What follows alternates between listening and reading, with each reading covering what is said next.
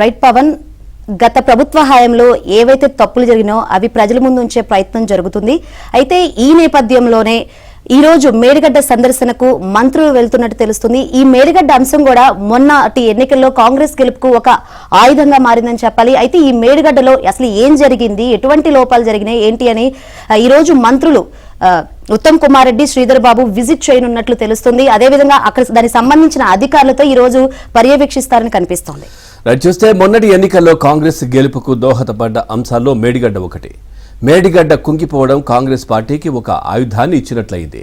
ప్రాజెక్టులో జరిగిన లోపాలను ఇన్ని రోజులు విమర్శిస్తూ వచ్చిన కాంగ్రెస్ పెద్దలు ప్రాజెక్టు కుంగిపోవడానికి కారణాలను ప్రత్యక్షంగా అధ్యయనం చేయనున్నారు. 4 మంత్రులతో సహా ఇంజనీరింగ్ నిపుణులు నేడు మేడిగడ్డ ఫీల్డ్ విజిట్ చేయనున్నారు.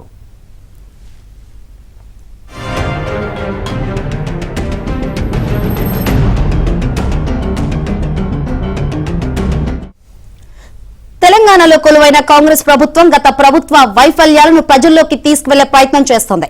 గత ప్రభుత్వంలో జరిగిన తప్పొప్పులపై పూర్తి స్థాయిలో అధ్యయనం చేసి వాస్తవ పరిస్థితిని ప్రజలకు వివరించాలని భావిస్తోంది. దానిలో భాగంగానే అసెంబ్లీలో శ్వేత పత్రాలను విడుదల చేశారు. ఇక గత ప్రభుత్వం ఇరిగేషన్ లో కూడా అనేక లోపాలు చేసిందని, ముఖ్యంగా కాళేశ్వరం ప్రాజెక్టు విషయంలో అనేక అంశాలు తెరపైకి వస్తున్న నేపథ్యంలో ఫీల్డ్ విజిట్ చేయాలని మంత్రులు నిర్ణయించారు.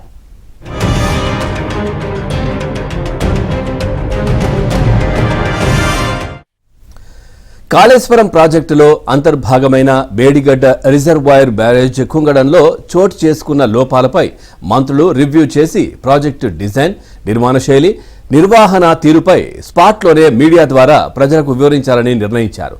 సాగునీటి ప్రాజెక్టుల విషయంలో గత 9.5 ఏళ్ల కాలంలో జరిగిన వ్యవహారాలపై దృష్టి పెట్టిన ప్రభుత్వం ఇప్పటికే అనేక రివ్యూలు నిర్వహించి వాస్తవ పరిస్థితిపై ఒక అంచనాకు వచ్చారు.